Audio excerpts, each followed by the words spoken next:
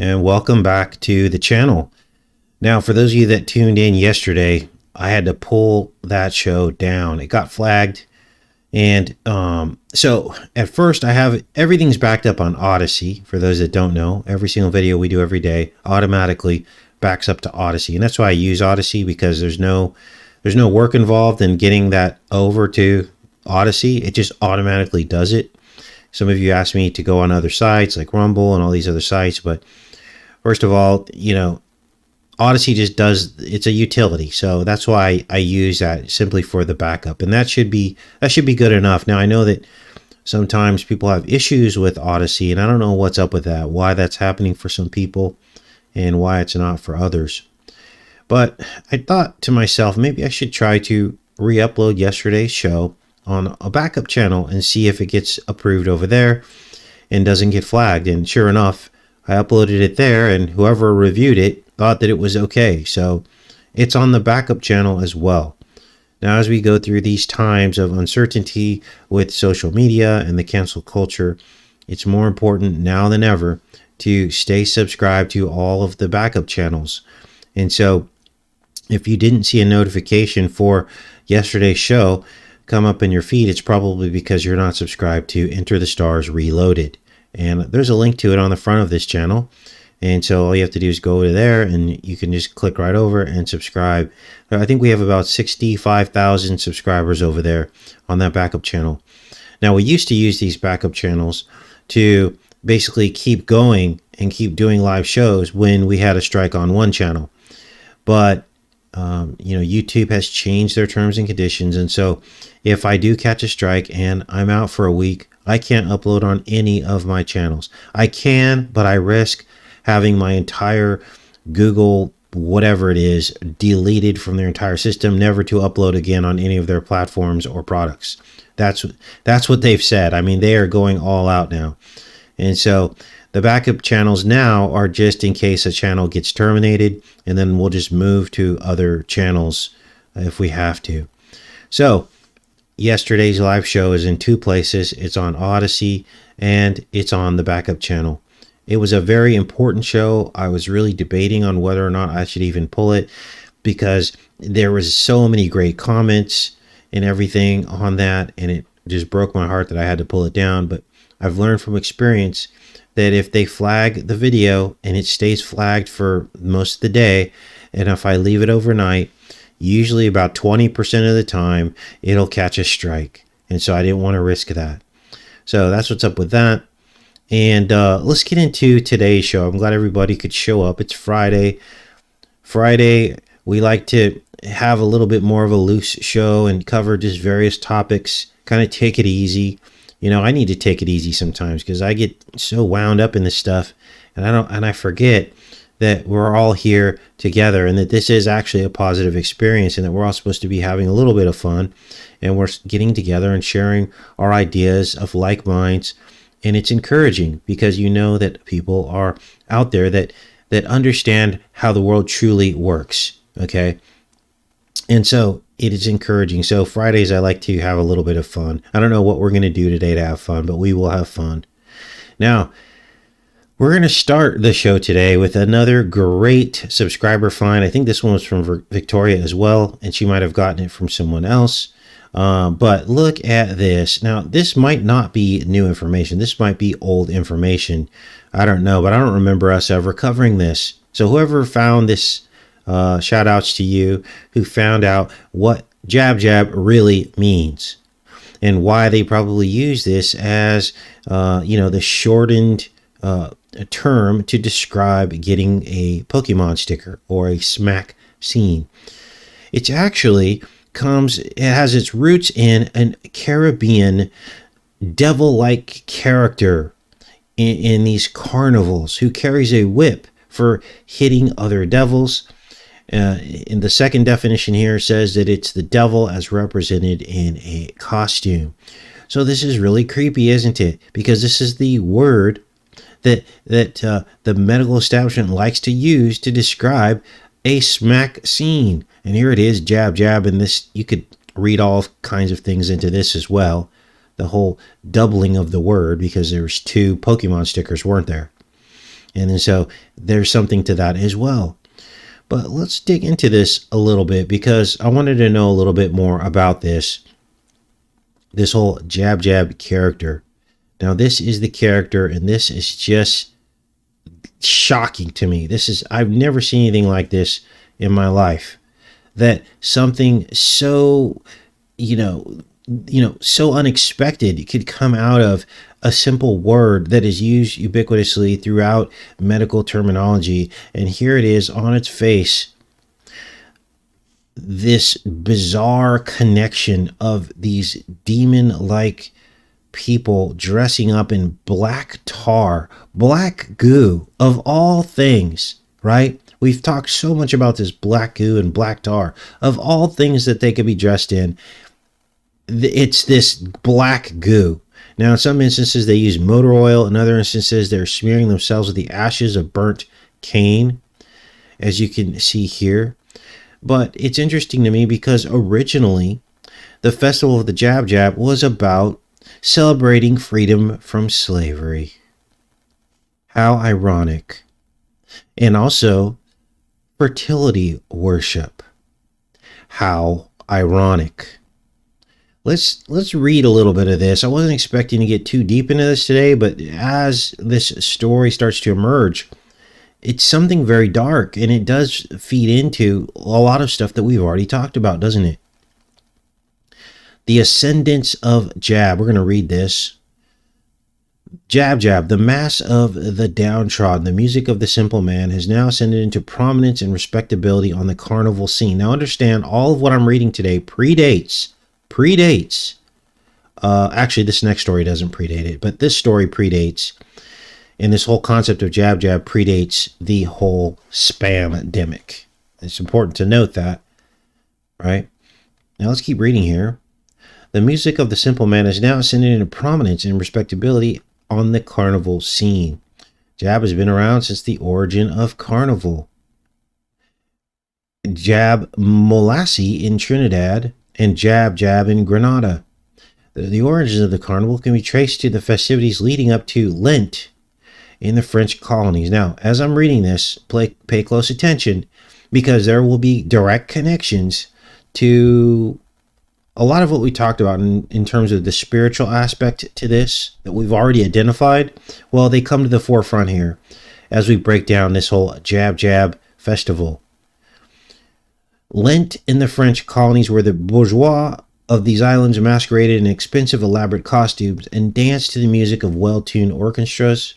The ex-slaves, being of little means, participated in these festivities by smearing themselves with the ashes of burnt cane and oil or grease. They used the beating of biscuit tins, oil drums, and the blowing of conch shells to create a music as they satirically enacted scenes from the days of slavery. Now understand that by wiping this oil or grease on themselves, the blue blood, they are basically saying that they have become one with the blue blood. This is the spiritual aspect behind this. The Jab Jab making you become one. The Jab Jab festival making you become one with the blood. I have to be careful how I say this, right? Being one with the blue blood, which is literally everything we've been talking about. The word jab was derived from the French word diable, meaning devil. Can you believe this? The French word for devil is jab. So a masquerader playing a jab jab is playing the devil. Jab is a satirical representation of the evil inflicted by the white colonists on the slaves. To complete this imagery, Jab Jab was outfitted with goat horns, thick chains, and other artifacts to tell the story of the day. Two noticeable spin-offs of a Jab Jab are the Blue Devil. So that just confirms it right there. The Blue Devils, Blue Bloods. So you know I'm not stretching any of this, making it up. They're confirming it right here through and through. Who are around today and less played, more macabre looking Red Devil. These are the characters of Jouvert, where they would perform their ghoulish acts to scare young children, the uninitiated or the squeamish. With increasing prosperity in Trinidad after its independence, Carnival evolved and the emerging black middle class could afford to spend money to play mass. So this is like a black mass almost, isn't it? Many started to adopt the views of the white ruling class and perceived jab Molasse as dirty mass. They called it dirty mass. A mass of the poor. You could just basically throw in a mass of the unclean, couldn't you?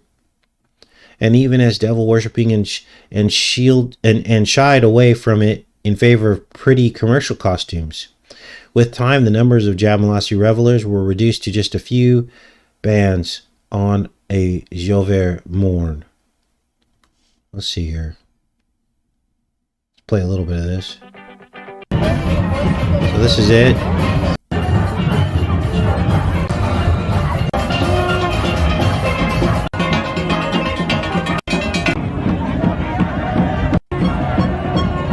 There they are.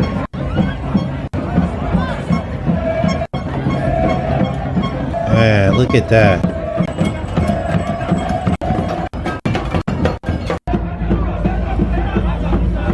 So they become part of this parade. Let's keep reading here because this is very important. Wow. Let's go down here. But not so in Grenada. The playing of the jab jab remained strong and vibrant throughout the years. Jover morning in Grenada is about the celebration of jab. He reigns supreme on that island and is embraced by the multitude. In Grenada, to play a jab is to embrace one's heritage. Jab mass has become a symbol of Canadian culture. Jab jab is more than a carnival character. He has become associated with strength, virility, and manhood, and is a main character in many of the local songs. For example, Tombstone. So here's some guy, looks like he's singing about the jab as well. Now, understand that much of what we cover on this channel, if you're new to this channel, are the spiritual aspects of things manifesting in this reality. Most channels don't cover this kind of stuff. Most people are looking at the physical reality or things that they can see, hear, and touch. But we see the connections beyond the veil. And that's what reveals the plans of the enemy. It also opens up understanding for how the enemy works and how he's coming against God's people. You have to see the connections here. There is no doubt in my mind that this Jab Jab festival is linked directly into what's happening right now around the world. There is no doubt in my mind that this is part of the other one, the other Jab Jab by the same name. Music that has accompanied the playing of the Jab Jab mass, the banging of the drums, the blowing of the seashells, though primitive in sound, has been very effective in making masqueraders dance, jump, or move in unison. Okay, so this reminds me of I Am Legend and the zombies moving in unison, panting, the pant cult, and the panting ritual, which is the birthing in of the dark and evil spirits. That's what it is. It's the birth. It's like birth pangs. It remained a potent force in music throughout the years and has created success in many songs that incorporated it. Penguin, Look the Devil Day, Blue Boy, Jab Jab, all these songs here. And Shadow, Play the Devil. So there's a music behind this, which is this panting kind of music and moving in unison. Unbelievable.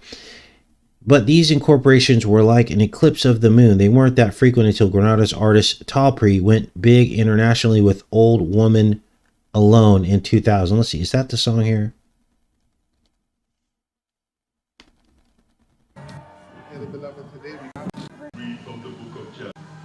What the heck? This is unbelievable. Look at this, you guys. Dearly, he starts out with like a mass. This is very satanic. I'm not going to play much of this because this is what you're looking at here is a satanic ritual. They're all, oh wow, this is just so dark. Let's get into the music part of it.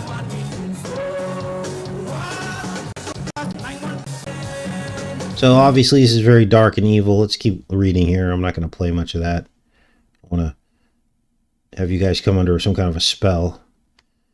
Now, let's keep reading here. Grenadian artists have, let's go with here. Since then, experimented with the Jab Jab beat, make it one of the most compelling beats on the planet today. I experienced the power of this Jab Jab beat when covering the 2019 International Soca Monarch Finals, When that music is playing, you get the feeling like you're in a musical hurricane. You cannot stand still. The rhythm of the crowd would throw you down. Normal power soca makes one jump to the beat, but this jab jab music compels you to run with it. Those who think that the Grenadians did in international soca competition was a fluke better think twice, for the children of Decane are at it again, perfecting the music of jab. Apparently they don't only want us to run with it, soon they would want us to fly with it. Let's see if we can get a sampling of this music here. So, whoa, so you got, so what is this, like ISIS or something? Look at the chair there. Fire found. We fight no more. I had some stress, so I take some shots. So there it is. There's the panting beat of the jab jab, birthing in the evil spirit into the soul.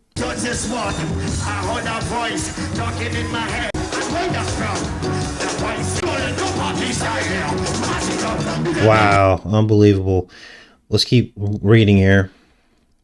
Today, jab jab and its music is an integral part of the Caribbean carnivals globally. The jubilation, the ease, the power of the music, and the cost-effectiveness of this form of entertainment make many want to dirty their skin in homage to jab and revel in the fun it brings. Thus, jab now has no boundaries. He is played by all classes and skin color the world over. Yeah, that's exactly what happened. The whole world fell under the spell. For to play a jab jab is to remove all attire and prestige of wealth and grandeur of self and throw all caution to the wind and run with the music. So basically you strip everyone of their individuality. Are you guys getting chills yet? You strip everyone of their individuality and then they all comply with the jab jab, don't they? Unbelievable. And that's exactly what happened, or what they want us to believe happened, that the rich and the poor all complied with the jab jab. There could be nothing more liberating than this. Look, they show Europeans here covered in the black goo, the black tar. Man, I probably need to rename this show because it was going to be about headlines, but I think we have our show here. I hadn't really read in detail through all of this, and a lot of these revelations are coming to me as we do the show. Now, there's one more article here that talks about fertility, and it's got some other more troubling pictures of the jab jab. And it relates it back to ancient Egypt, which we told you this was about. Remember the black goo in the canopic jars? Well, this article seems to tie all this in together. Now, this article, I believe, is actually post-Vidco. But this is in Now Grenada. So this is a local paper in Grenada. For those that don't know, Grenada is a country. And I think it's it's in the Caribbean. It's one of the islands. Let's keep reading here. So this guy's in jab jab. Let me try to blow this up for you guys so you guys can see this a little bit better. Is the portrayal of jab jab really about celebrating our freedom from chattel slavery, or is there a far more ancient significance to this portrayal? My research has shown me a different perspective on what the jab jab can represent. The cancellation of Carnival 2020 due to the VidcoDNAinDoMernaPatent has created a wonderful and unique opportunity to examine ourselves, our culture, and our history. Look, they're writing the article as if they don't know that the name of jab jab is the same as what everyone just had to get. Probably because this article came out before, this was right before the jab jab came to market. So that's why they're talking about it as if the two aren't connected. Let's read this. This is important. We have been telling the same story about the origins of our culture from a limited point of view that fails to speak to the entire truth about our rich history and legacy before, during, and post-slavery. Furthermore, Grenadian scholars and historians seem to be a bit shallow in their attempts to explore our great history. Let's keep reading down here. I wonder if there's a connection to Baron Samedi. This is the same region of the world. We'll do a search on Baron Samedi jab jab, see if anything comes up, and then we'll come back to this story.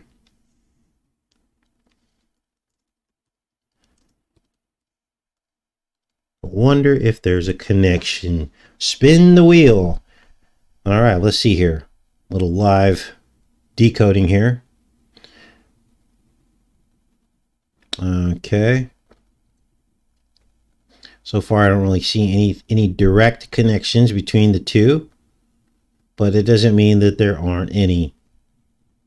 So let's go back to this. Now, of course, Baron Samedi appeared in iPetCode 2 and with the, in front of the fireworks, and basically that was all for a foreshadowing of everything that is happening right now with this spam-demic. Let's keep reading here.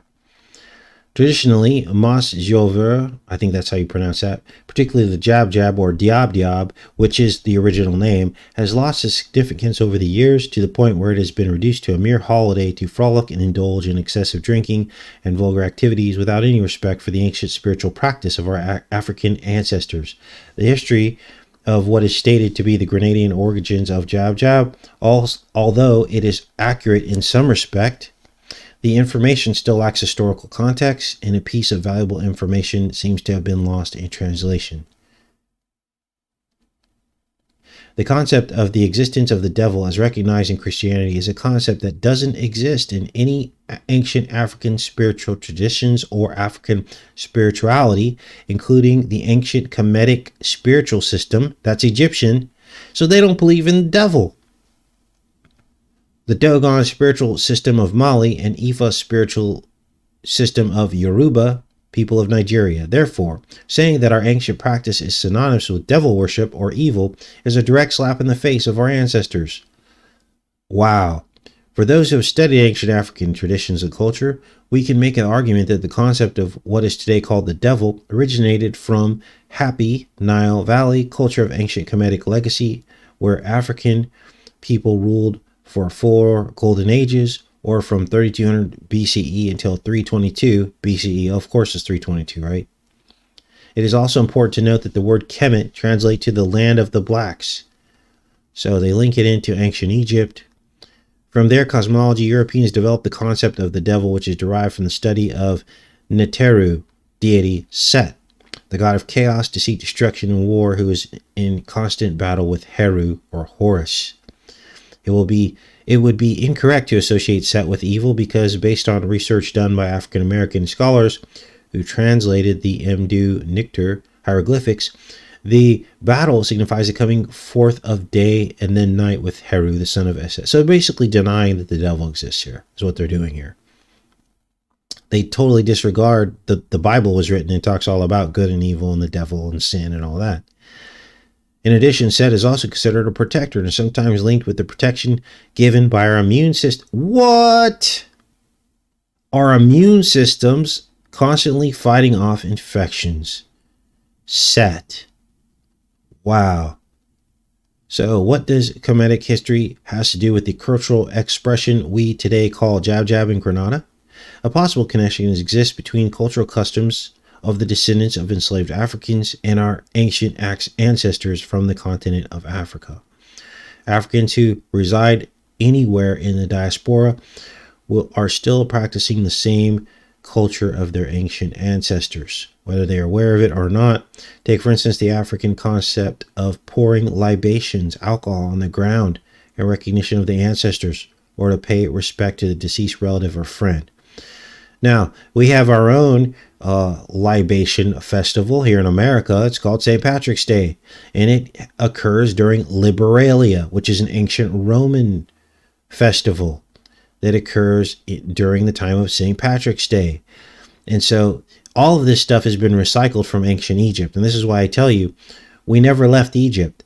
We're still following these ancient practices from ancient Egypt that got repackaged into the Romans, first the Greeks, then the Romans, and then now in America, and all of our holidays, every single one of them is from these ancient Roman festivals. All you have to do is look and compare the ancient calendars and the ancient holidays to the modern holidays, and you can go one by one and do an acrostic and see the similarities. Lupercalia, blood and milk and wool dipped in it makes pink. Lupercalia falls on our Valentine's Day. So it wasn't about a Saint Valentine. It was about the ancient practices of the ancient Romans. And before that, Lupercalia was about the dog god, Anubis, and Wepwawet. They worshipped the wolf. So this is the false worship that God talks about, that he hates. He abhors this. We're to worship Jesus, not all these false gods. And many of our traditions are steeped in this stuff. Most of our ancient traditions practiced before slavery was either fused with cultures adopted from interactions with our former enslavers, or we have completely forgotten the origins of some of these practices. Look at this. This is just crazy. Attempting to explain the origins of some of the artistic expression displayed during Decoding the Jab Jab, including the significance of the color black as mimicked through old oil, or most recently, grease mixed with charcoal to resemble molasses, well, you must not think for a second that this tradition is unique to Grenada. In fact, there are similar traditions of the jab found in places like Haiti. There you go. There's the connection to Baron Samedi, born in Haiti and West Africa, with the Lanx cod, the Negu Siwu, whatever that is, displaying during the Martinique's Carnival and the Nanyang Festival of the Fusep people of Cameroon. In Grenada, these traditions are said to have emerged after emancipation, reenacting the brutal nature of slavery and also an expression of the emancipation from the physical shackles of slavery. And here we are, right back in it, right? Still, I challenge our historians to look much deeper, and they will see that there are Africans on the continent whose traditions mirror that of what is portrayed in Grenada. I keep saying Grenada. Is it Grenada or Grenada? Wow, that is just crazy. Now understand that many of these people don't know what they're doing. They're just following their own traditions, just like we follow our traditions. We go out during Valentine's Day and adorn everything in pink, right? And give cards with all of that is also an ancient ritual. This card giving, it began during Saturnalia. They would give cards to each other, and they would adorn trees during that festival. We're just repeating the ancient evil that happened, that was against God. This is why he hates false worship, and part of false worship is playing along with this stuff. Let's return to our ancestors who ruled what today is referred to as Egypt, now occupied by Arabs who conquered the area around 640 AD. Based on research and the study of Kemetic legacy, I've made a strong connection to where the spiritual practice of the jab may have originated. Okay, here we go. Now, I have not read this yet, you guys. This could be huge. During ancient Kemet, our ancestors fostered a love for nature to the point where they created an entire cosmology around the divine principles and laws of nature expressed through the creation of animal-like creatures with human bodies. Animal-like creatures with human bodies, which they referred to as Neteru NTR. Sticking to the subject, I will refer only to 4 Neteru that apply to the article, since the Kemetic spiritual systems can become overwhelming and hard to understand. So we're going to focus on these 4 creatures. These become the roots of this whole jab jab ceremony, going all the way back to ancient Egypt. These Neteru are Osiris, Wow, Het, Min, the fertility Neteru, and Yenepu or Anpu, Anubis. So here you have Anubis, your dog. You have Osiris, which we know is also Apollo. According to African American scholars, Osir was depicted as a man with either green or black skin, adorned in all white, wearing a white crown. What? And holding a crook, like a shepherd, and a flail. Osir is referred to as the Great Black, and his depiction signifies a merciful judge of the dead in the afterlife, but is also associated with being the Lord who yielded vegetation and the fertilizing of the land through the floods of the Hapi River. So this fertilization, it ain't the natural one. Trust me, it is not the natural fertility. There's something else going on here that's going to be spawned out of all this. I can't even believe I'm reading this. So the ancient gods tied directly into the jab jab, which we'd already made these connections, but here's more proof. Hetart is a female Naturu whose zoomorphic nature resembles that of a cow. In her human form, she is also depicted with locks or braided hair, cow horns on her head with the sun disk in the center, and is said to represent the sacred mother and fertility. Anubis is another Naturu who carries great significance as he is responsible for preparing the body of the dead through a process called sahu, or the mummification process. So here's the black goo, this whole mummification process where their internal organs are put into canopic jars that then reduce down into this black goo. In zoomorphic form, Anubis is represented as either a full jackal or a jackal-headed man with black skin. Wow, the significance of these Natara can be linked to the tradition we today call Jab Jab. Now we understand the color black represents fertility. Yeah, fertility of the wrong stuff. The wrong NDA. I scrambled that. After each harvest, the Kemetic people who originated from the interior of Africa, including Ethiopia, Sudan, and later the land we call Egypt, are known to conduct a ritual almost naked to the Naturu men. Before and after each harvest, or to initiate the process of procreation between men and women, which is considered sacred. Now, this brings to mind all kinds of things. Nicholson, 1968, does a lot of work on transhumanism. And in many of the videos that he's shown, you see these people covered in black. Well, he was onto something, wasn't he? Because it's all happening right now.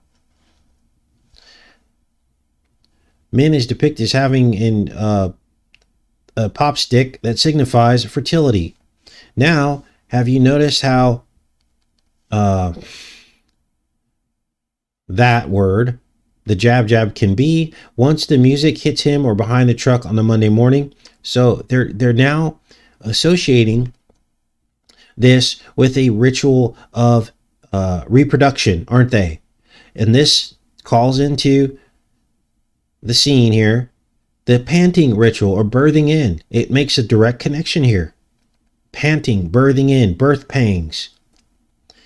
This recent portrayal is no coincidence, since it is rooted in a ritual performed by Naturu men, which is characterized by drumming and dancing erotically before the high priest and the pharaoh, who will then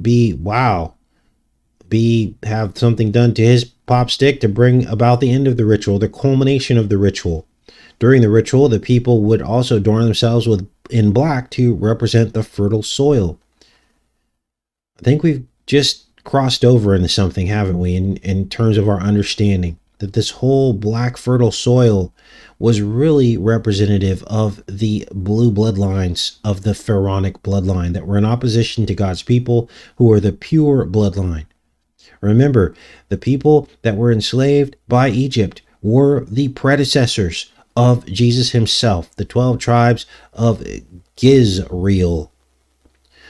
He was from the tribe of Judah, and had God not preserved their bloodline and kept it pure, Jesus would not have been born a pure man, and his blood would not be able to have been spilt to correct and save the world, right? The enmity between the two seeds, the blue bloods versus the red pure blood of the woman. It can't get any more clear than that, what the Bible is really talking about. Let's keep going here. So they adorn themselves with horns on their heads, just like a portrayal of the jab jab, the wearing of cow horns, as seen worn by Hetart, represents the nurturing characteristics of cattle, which was considered sacred in ancient Kemet. Interestingly, the wearing of horns also has spiritual significance as the modification of the bull's horn in ancient Kemet, Egypt. Is symbolic and was used as decorative headpiece after the animal was sacrificed. Now, this probably goes on. Let's see how long this article is. Oh, I guess we're almost to the end of it. The use of the bull's water buffalo or gazelle's horns has various significance in other African cultures, including that of Sudanese people and ethnic groups around the continent of Africa, including Kenya, Ethiopia, and parts of the West Africa. For instance, the Mercy people, who are a nomadic tribe from the lower Omo Valley, Ethiopia, perform a ritual called donga stick fighting, where they adorn themselves with black and pigments and before engaging in combat. The men will drink the blood of the cow before it clots, which is believed to give them strength and endure the battle. So, now you know the truth about the origins of the word jab jab. Unbelievable, really it is. Now, here's a little bit about the music, and then we'll move on. We kind of already covered the music.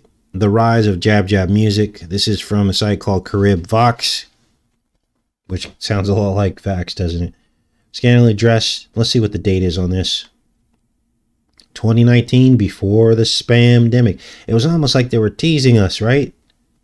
Scantily dressed, drenched in old oil, grease, or tar, cattle horn headpieces, cow chains, pots, and pans.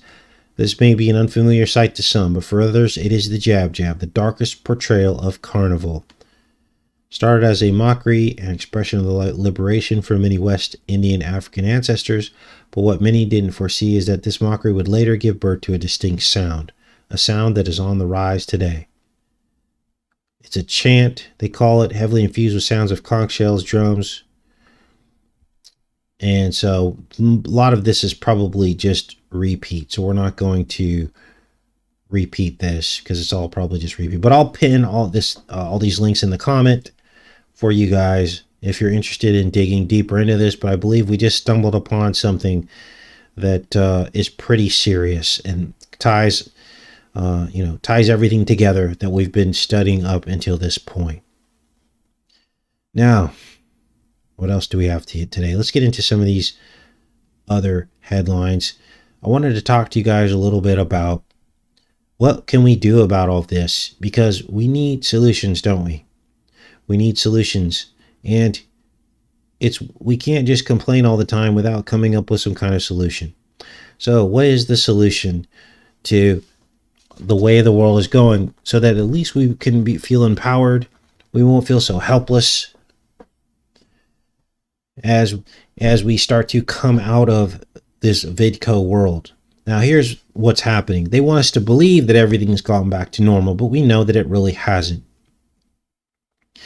And we'll talk a little bit about that later in the show, as they secretly basically allowed national Pokemon sticker cards to come out. This just broke. This happened during this whole Eastern Europe, or this European thing. A national sticker pass has quietly rolled out. We'll get into that headline later. But that tells you that the world is not gone back to normal. It goes to normal for anyone who wants to comply and be smaccinated, but not for everybody else. They've basically created two classes of people: the people who comply and those who don't. And what that's done is separated humanity at its core level.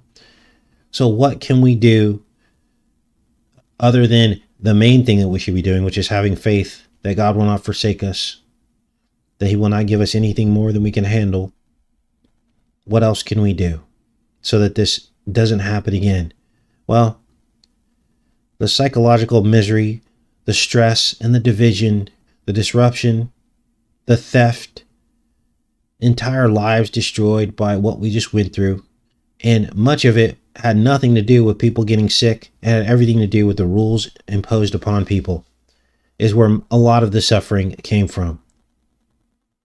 Well, what do we do to prevent that? We have to act with our money and who we choose to support, and who we choose not to support, for that matter. Now, the controllers, they don't think twice about defunding people that disagree with them, do they? So why can't we defund the people that we disagree with? States and places and establishments and businesses and employers who not only met the mandates, but went above and beyond them.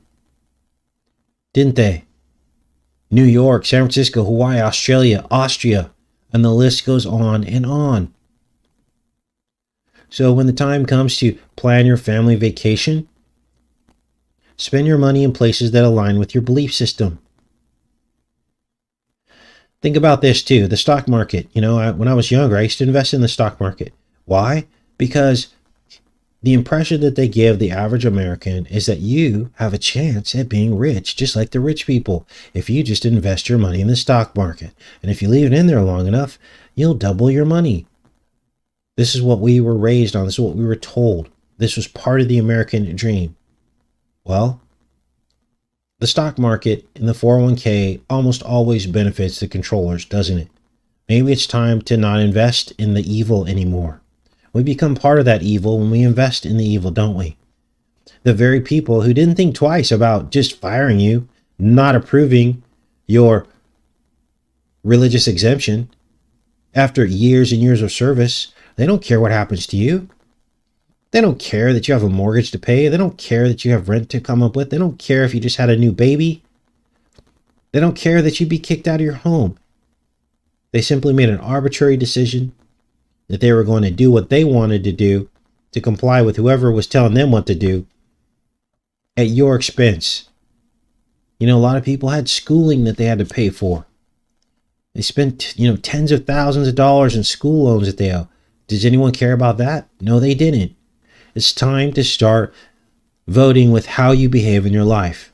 Every time you go out and join in with the holiday celebrations, you're also feeding the beast. Valentine's Day, St. Patrick's Day, Halloween, Christmas, all of their little pagan holidays, you're feeding the very beast that is enslaving you. Guess what happens when only 5% of people show up to vote? Guess what happens when their little nest egg of Christmas and all of their, money that they make during Christmas falls flat? Now they're going to start thinking twice because they're not going to have so much power, are they? And if you want to get serious, people always ask me, what can we do? Some of the people that ask me, what can we do, are the very same people who are still part of the system. They're still part of the beast system, still feeding the beast. The first thing you have to do is stop feeding the beast. And once you can say, I don't spend extra money at Christmas, I don't buy into these holidays, I don't invest in the 401k, I don't, think I have to make lots of money and keep paying higher taxes. Once you can say that, then you've done something in your life to fight the beast. Now, this is real talk. None of us are perfect.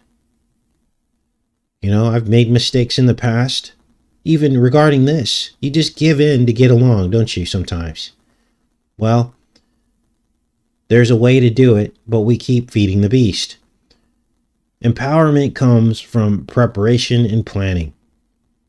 And every time you feel social outrage about something you read about, write it down and remember it so that you never support these establishments or places that were the source of that outrage. Now, let's get into some of these headlines today because, man, it's about to go off the rails, you guys. Let's rewind back to the last week, just before the Ukraine invasion, when all of a sudden these biomedical websites, this isn't a fake website, this is Biospace, they started reporting on a strange once-in-a-million coincidence that scientists can say with a straight face that it's still a coincidence, even though they admit that the odds of this happening are 1 in like trillions or something. What am I talking about? Well, they discovered a VidcoDNAinDoMernaPatent gene sequence that literally matched a patent that DoMerna filed in 2016. How can that be? There's a couple articles here. I'm not going to give any more of my personal input into this because you got to be very careful with this stuff. But here's the article. Tiny VidcoDNAinDoMernaPatent gene sequence raises valid question or quirky observation. Notice how they try to trivialize this and minimize it. An international team of researchers led by University of Oregon, conducted a blast search comparing the genome of Vidco with genome sequences within the databases of other genomes. they identified a 19 nucleotide long sequence found in the furin cleavage site that matched a 19 nucleotide sequence in a genetic segment owned by DNAinDoMerna. DNAinDoMerna filed a patent for a 3300 segment nucleotide sequence in February of 2016. So, this was like the first day of Stu Crane. This is when it started, and this is when this broke. It makes you wonder, doesn't it? Why everybody's attention's on that. This actually happened, basically blowing the lid off of this whole thing. Vidco has approximately 30,000 nucleotides in its genome. It's amino acids, blah, blah, blah. So here's they talk about all the statistics. This gene has a possible connection to the origins of VidCO-19. In April 2012, Chinese miners were assigned to clear bat guano from an abandoned copper mine. Oh, of course, a copper mine in southwest China. 6 of the miners became ill with what was called a mysterious illness with 3 deaths. A copper mine. Really? So let's get down to this part here. So this is all just programming.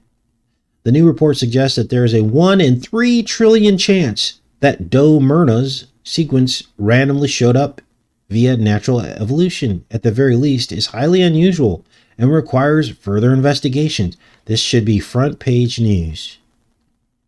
If it weren't for what's going on in Stu Crane, right?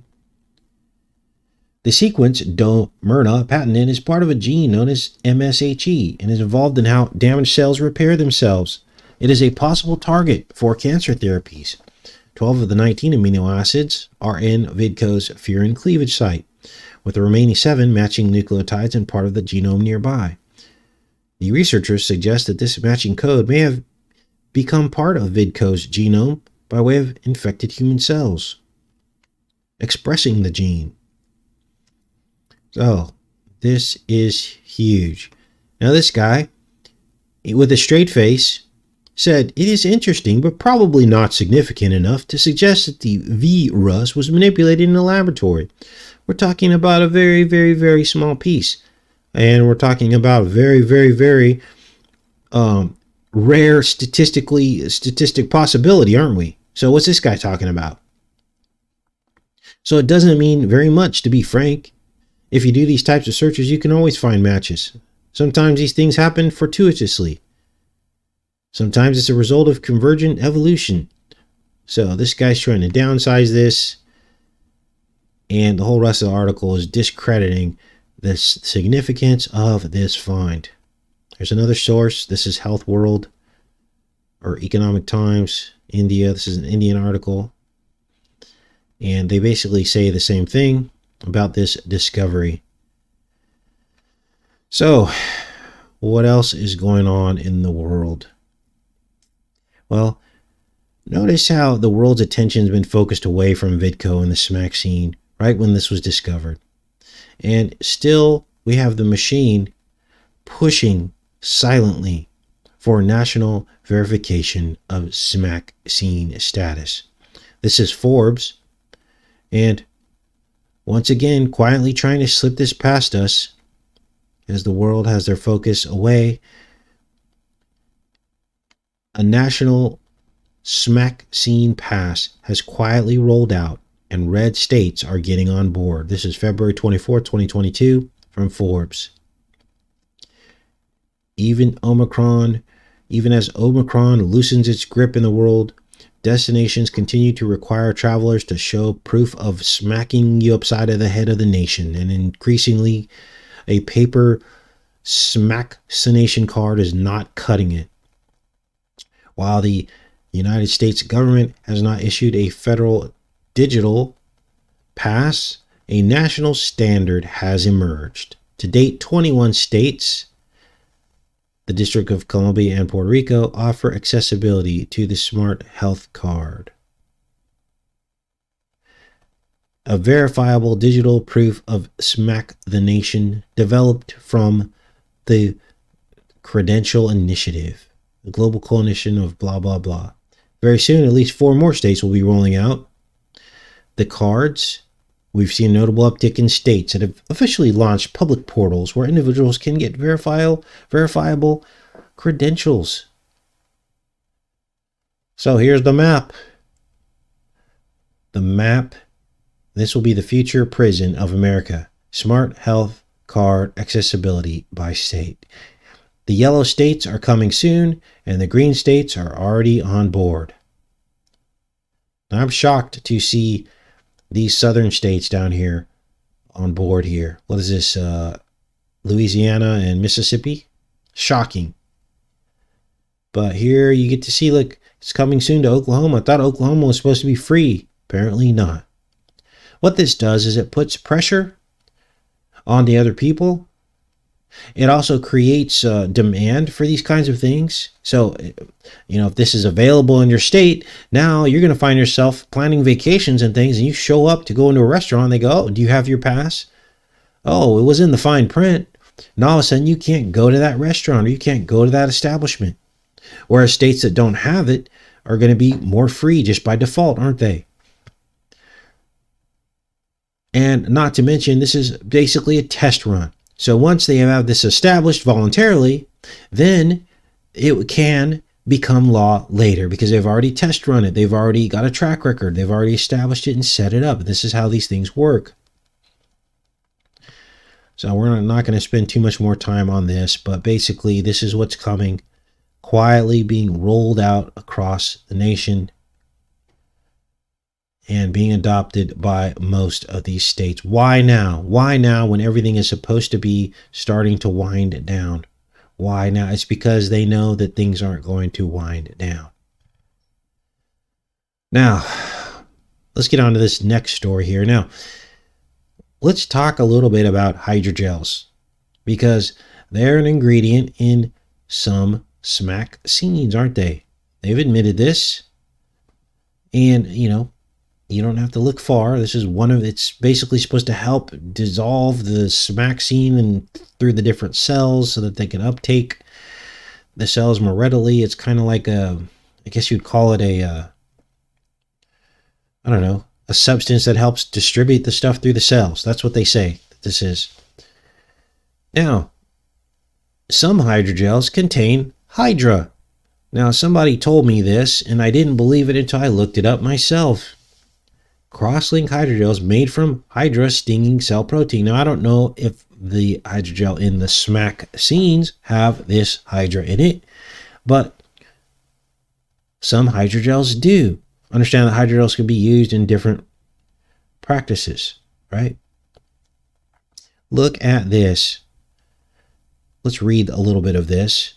Now, we'll get into the ramifications of this after we break this down, but it says here, many collagens from nematocysts are attractive potential building blocks for the creation of strong, lightweight, and tough polymeric materials with the potential for dynamic and reconfigurable cross-linking to modulate functionality. In other words, it's smart. You can reconfigure this stuff. In this study, the Hydra was recombinantly expressed in bacteria and high throughout purification protocol, and a high throughput purification protocol was developed to generate milligram levels of pure protein without column chromatography. Well, okay, that's all just a word sandwich. See if there's a summary here. Such materials could be leveraged as a protein-based hydrogel, a class of materials that has found extensive use in tissue engineering due to inherent biocompatibility. So, this is what's going on. And this first study suggests that hydra-stinging cell proteins could be used in hydrogels one day. And this hydrogel was inspired by the tentacles of a hydra. A hydra tentacle inspired hydrogel with underwater ultra stretchability for adhering adipose surfaces. So this sticks to fat. So we have two studies talking about and comparing hydrogels to hydra, and one actually talks about hydra tentacles actually being in the hydrogel. Now, the cactfeckers love this story because they simply debunk it by saying that there are no hydras in the sticker. And that because it's the technology of the hydras, not the hydra themselves, that's in the hydrogel. And so they say, oh, well, this is impossible because basically they could not survive in the environment of the body. That even if there was a hydra, an actual full creature in there, that it wouldn't be able to survive in the body. It's just a piece of the creature, as this study says. It's the stinging cells that are used, right? And again, I don't know if this is in the actual Pokemon sticker, but it is used in some hydrogels. They don't tell us what kind of hydrogel they're using in the smack scene. They don't tell us. They just tell us it's a hydrogel as one of the list of ingredients. So we don't know if it has this hydra stinging cell protein or not. But nobody in their right mind believes that there are actual full creatures floating around people's bloodstream. We don't believe that. We know we're not stupid. We know that they can't, survive alive in our bodies. The concerns stem out of the NDA of the hydra and how that could somehow react with the human genome in an unexpected way. Like having, picking up hydra-like capabilities, like regenerating limbs and things like that, or immortality. Reminds me of the verse in the Bible that says they looked for death and could not find it. Well, maybe this is the scenario under which this happens. They're playing around with this NDA of these creatures who are indestructible, biologically anyway. You can burn them and you can kill them, but if they were left alone in a nutrient-rich environment, they would literally live forever. And they can regrow limbs and things. So we don't know. Science doesn't know everything. They can't anticipate every single way that something's going to react in your body. They like to pretend that they can, but they really can't. So that's what I wanted to share with you guys on this whole Hydra thing, because we've been talking a lot about it, haven't we? We've seen some films that we've decoded that include this Hydra. We decoded the film The Privilege, and it was all about this Hydra in this cult, this demonic cult. So what else do we have here? Let's get into some of these other stories. Now, people are starting to act weird. They're literally starting to act like zombies, aren't they? And it's a phenomenon. Weird people doing weird things. We're seeing an uptick in all kinds of weird crimes. And I'm starting to wonder what the catalyst is. This lady threw her boyfriend's dog, a poor little pug, threw him out a window. Another falling out of a window story, isn't it? We've got a couple other stories of things falling out of windows as well. But this 46-year-old woman was arrested on animal cruelty charges after throwing a 3-year-old pug named Bucky off of a 7th floor balcony, Clearwater condominium, during an argument with her ex-boyfriend. Eric Odysee told Clearwater police investigators the woman, who he had dated for several months, also threw his keys and cell phone over the balcony Sunday. The dog was found dead on the pavement below. Unbelievable. See if there's no pictures of Bucky. Rest in peace, Bucky. Crazy ex-girlfriend. Now, what else is going on? Well, people are acting like zombies. This lady, guess what she did? Now, for those of you that are weak of heart, you couldn't imagine a lady like this doing what they're saying she did, that she actually admitted to in front of police. But what I'm about to read to you is simply shocking. Again, a woman just went after her boyfriend. What did she do?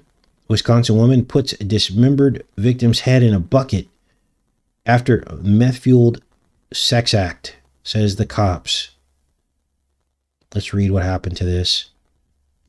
Here. 24-year-old woman has been charged with the murder of a man whose body parts were found strewn about a Green Bay property. What is going on in Green Bay, you guys? Person living at the home summoned police on February 23rd, 2/23, Go figure. 322 backwards. After they discovered a severed head in a bucket. That's kind of weird. Bucky and bucket. Anyway, let's keep reading here. Officers arrived at the scene and made their way down the basement stairs, finding the head of a still lying in a black bucket on the floor, covered by a towel, and there was blood coming out of a mattress. There was a storage tote in which the upper part of the torso had been stored. Taylor Shaw Business is her name. I don't even know anyone could have a last name like that. Allegedly, the last person to have seen the 25-year-old victim alive was found at a nearby house. Her clothing was speckled in dry blood, according to the complaint. They searched her van and found a crock-pot box containing other human body parts, including legs. What was she going to cook them in a crock pot? I mean, this is crazy. If you guys are, anybody's from Green Bay, chime in if you've heard this story in your local news. When police asked her what had happened, Shaw Business replied, "That is a good question." She was later charged with first-degree intentional homicide, mutilating a corpse, and third-degree assault. She allegedly killed and dismembered her victim after first smoking meth with him.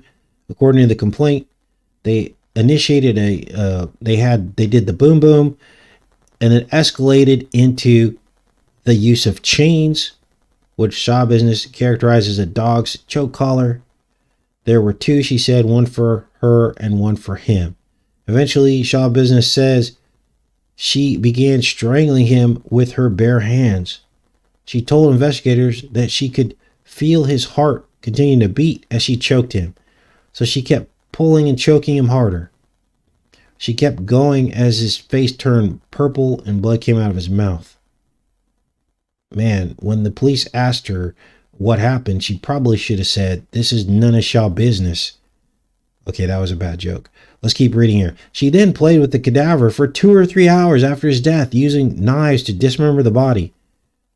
Prosecutors allege in the complaint a bread knife worked the best because of the serrated blade.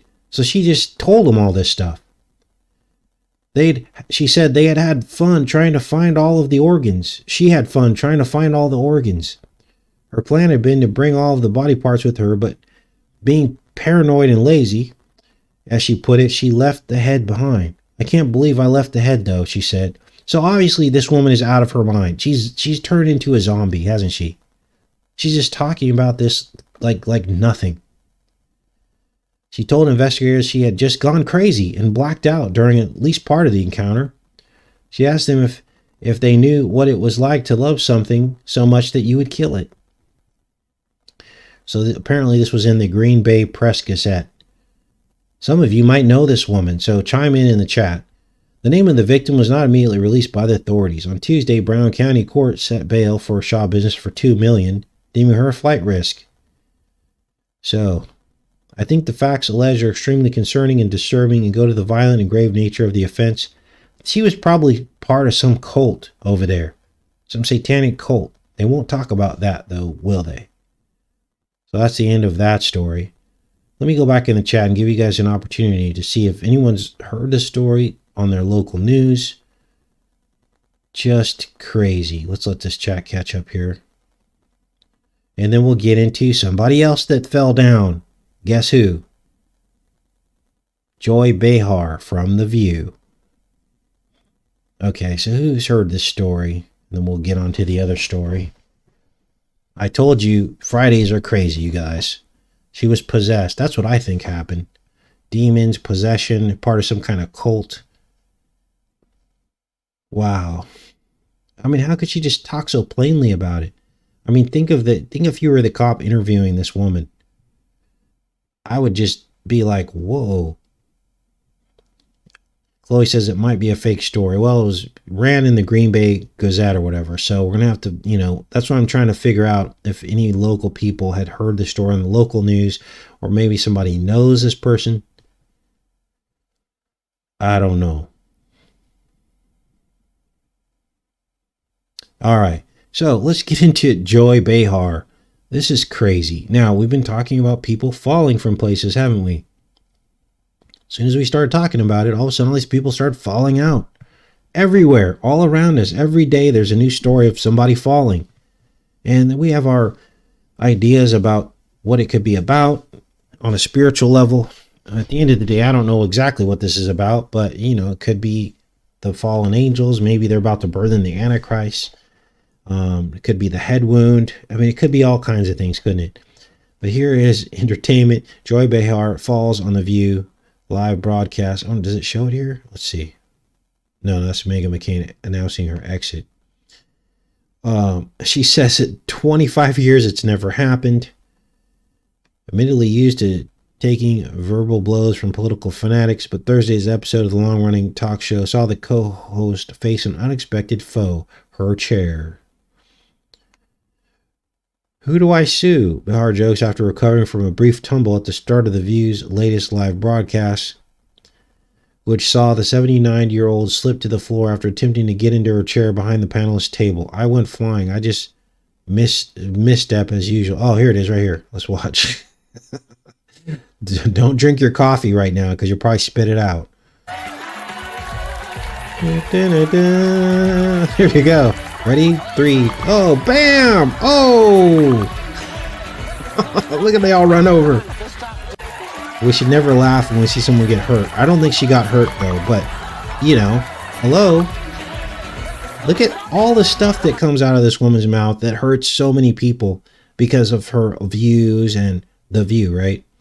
This is an eyeball, by the way. We decoded the stage of The View before. It's the cornea of the eye. It's the portal through which they're trying to shove us all into a square.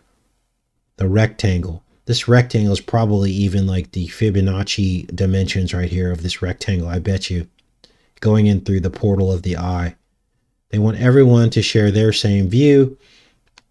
Very damaging types of commentary coming from the show on the daily, putting people to sleep, brainwashing them, keeping them into slavery. So Joy Behar took a tumble on The View. I believe this could be spiritual punishment. God is knocking these people over left and right, trying to get them to wake up. I don't know. But here's another crazy story. Now, this is nuts. These people were partying in a Colorado home, and the entire floor collapsed into the basement, and they caught the whole thing on video. Alarming footage shows floor collapse during Colorado house party with 100 people in attendance. Everybody just screaming. Let's see if it's down here. Here it is right here. This is nuts. Let's play this. Again, more people falling, right? Uh-oh. Let's refresh this, see if it works.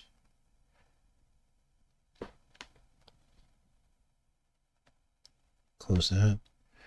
All right. Here it is. Ready? Whoa.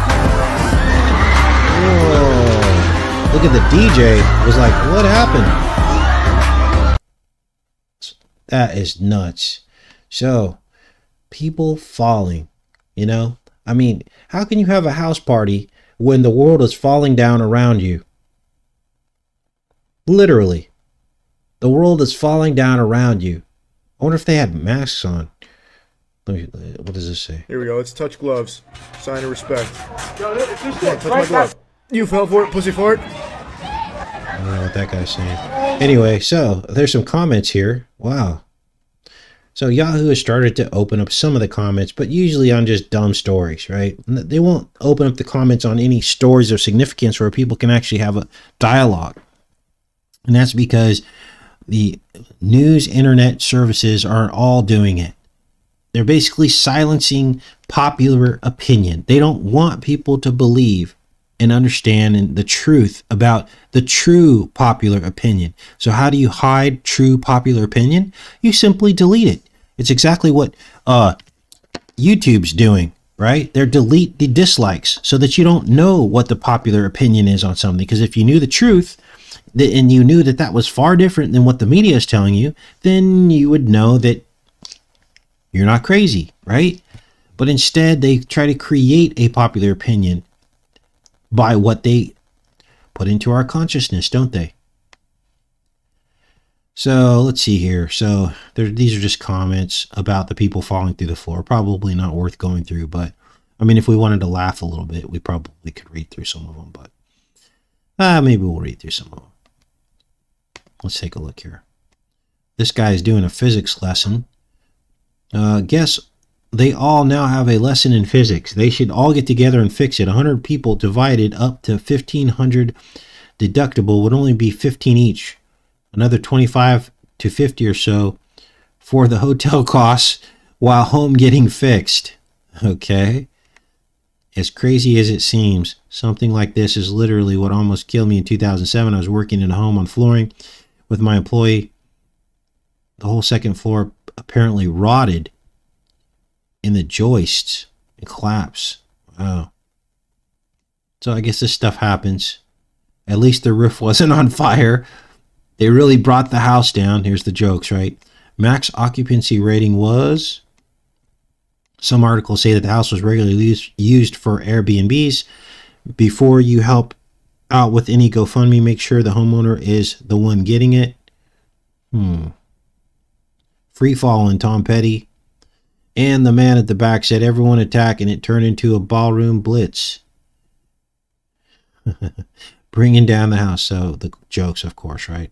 But really, this isn't funny because really, this is all spiritual, isn't it?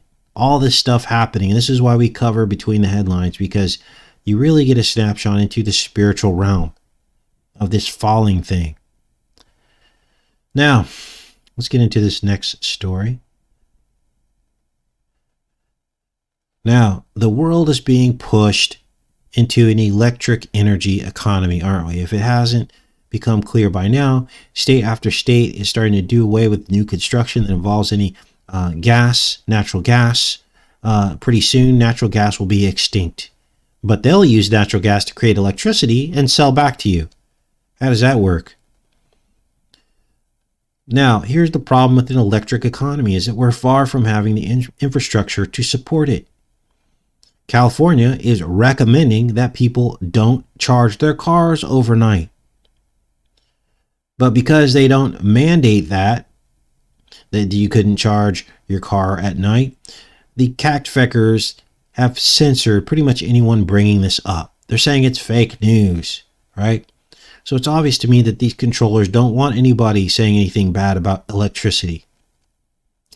Here's the CACTFEC, and California did not require electric car owners to stop charging in a heat wave. No, they didn't require them, but they recommended it. They called it a flex alert. Okay, so if they're issuing flex alerts saying they don't have enough power during the hot summer, during peak hours, to keep everybody's air conditioner on, obviously the grid isn't set up to accommodate people charging their cars.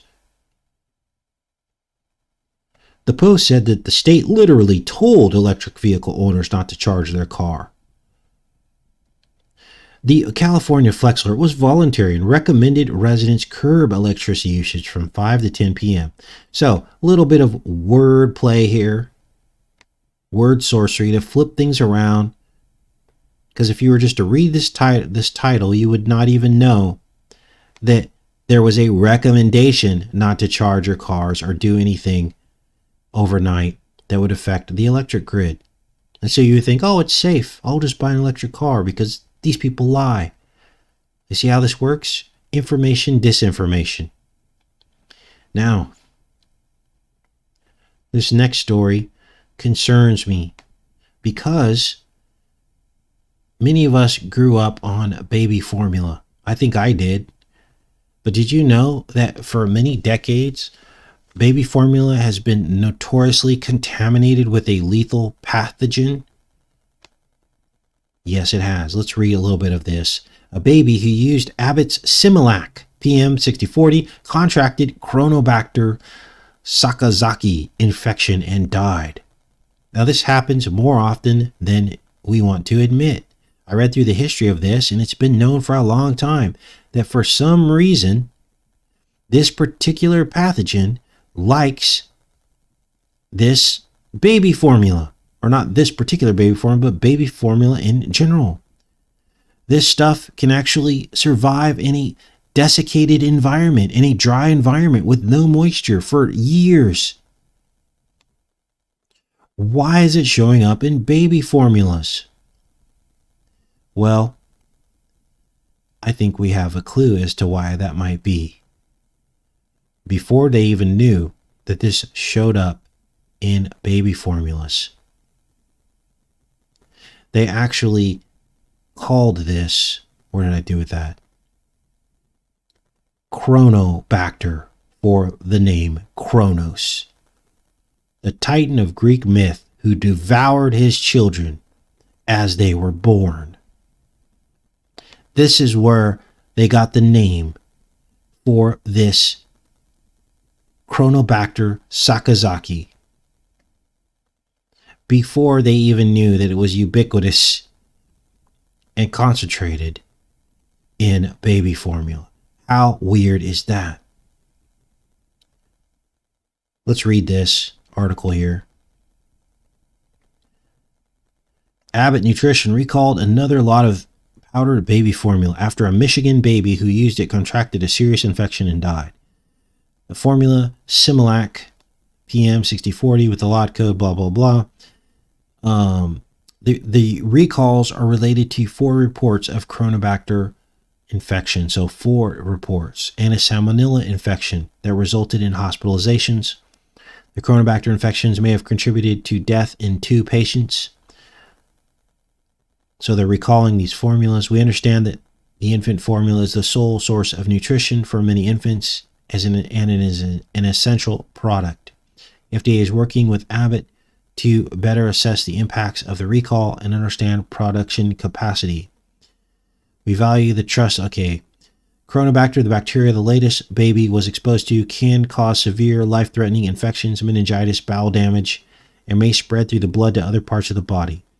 While the recalled formulas have the potential to be contaminated with bacteria, Abbott said no distribution product has tested positive for its presence.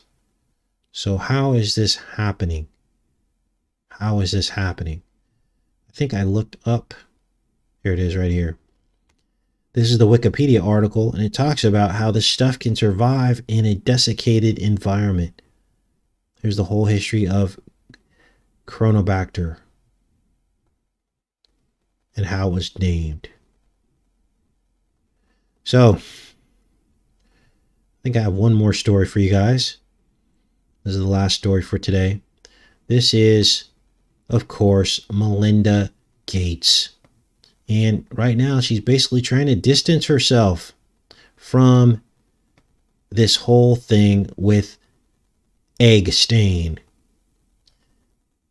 Now, of course, she just got a divorce from Gilly Bates, and she's saying it was because of his egg stain addiction. But she admits to meeting him once, just to see. That's like saying, I'll meet Satan just one time, just to see what he looks like. Listen to this, you guys. Let me see if I can find this here. Today, ahead. At the end of the day, though, I was has it all. Well, I think it's really important to say, look, I had a lot of tears for many days. I mean, days where I'm literally themselves. What did I do? Was this I stepped in the door. He was abhorrent. Okay. At all in this process? Here we go. Yeah, as I said, it's not one thing that Jeffrey Epstein things, but I did not like that he'd had meetings with Jeffrey Epstein. No. And you made that clear to him. I made that clear to him. I also met Jeffrey Epstein exactly one time. Exactly one time. Yes, because I wanted to see who this man was. And I wanted to see who this man was. Okay, so you're going to meet Satan just one time to see who this entity is. I don't think so. That's a cop-out. Let's keep watching here. I regretted it from the second I stepped in the door. Now listen to what she says about him. So she says that he was abhorrent.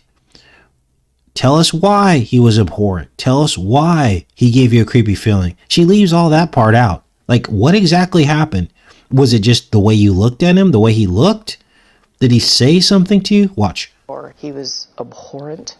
He was evil personified. I had nightmares about it after. Why did you have nightmares? Like, what did he say to you? What did he do to you? See, we get nothing of the story. It's very general. And she's basically trying to make it sound like she's so sorry that she ever met him even once. She's just walking this back. She's just trying to wiggle out of this association. Afterwards. So, my heart breaks for these young women because that's how I felt. Anytime they start moving their hands like this, they're lying. My heart breaks for these young women. She's probably involved. And here I'm an older woman. My God, I feel terrible for those young women. It's awful. You felt that So insincere. You could tell by the body language. It's just insincerity. at the moment you walked in. I didn't He was realize awful. that. Yeah. And you shared that with Bill, and he still continued to spend time with him? Any of the questions remaining about what Bill's relationship there was, those are for Bill to answer. Okay. So covering for Bill. Unbelievable. Anyway, that's pretty much all I had for you guys today. I know it was a long show today, but there was a lot to cover. And all of this is important information because it all feeds back into the matrix and how this world works on a spiritual level. And so, yes, absolutely deflection, Shadow End Times, absolutely deflection on her part. So she gives no details as to why this man was so abhorrent and why he was evil personified. She tells us nothing about it. We just get a general statement. The interviewer does not probe and ask her any follow-up questions. What did he do? What did he say? It's just basically a way for her to soothe her followers and wash her clean, right? So that she doesn't get tagged with the egg stain tag. She knew what was going on. Absolutely, she did. But you know what? A lot of people believe this crap, don't they? They'll just believe her. They'll say, at least she admitted it. This is the world we live in now. So, okay, I'm in the chat now for a little bit as we start to wind down today's decodes and the headlines. He wears an upside down cross. She probably worked a deal with Bill. Part of the money she got from him was to not talk about him and egg stain. That's probably what it sounded like to me. She was able to talk about what she did in her interactions with him, but she couldn't talk about Bill.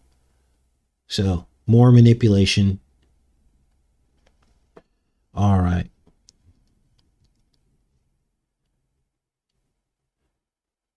I'm just reading some of your comments here.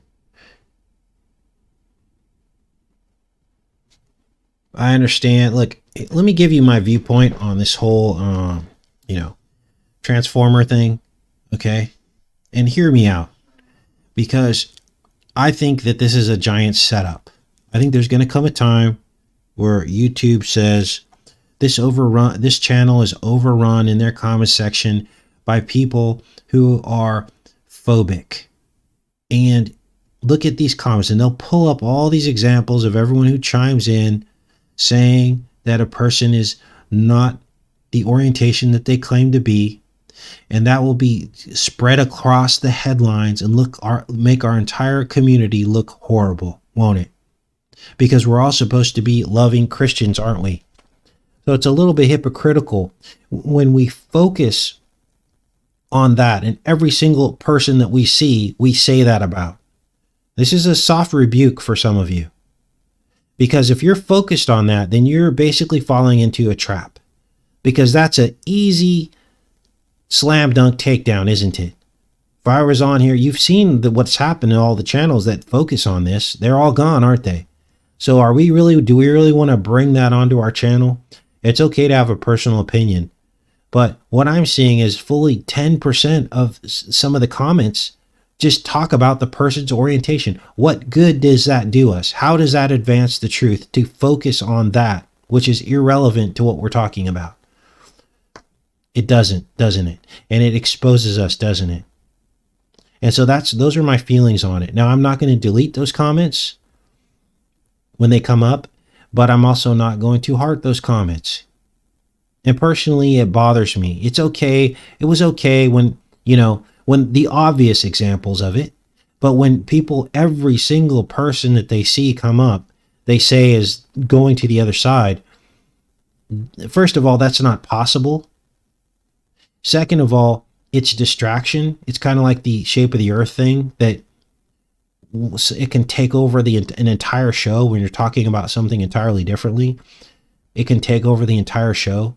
So I just encourage you guys to just reach inside and think about that for a minute, about the words that I just said. And ask yourself, is it productive to just stay focused on that for every single person we cover? Same thing happened with Angelina Jolie and everyone else we cover, both sexes. So I love you guys. And I will see you probably over the weekend. Have a great rest of your day. Take care and be safe.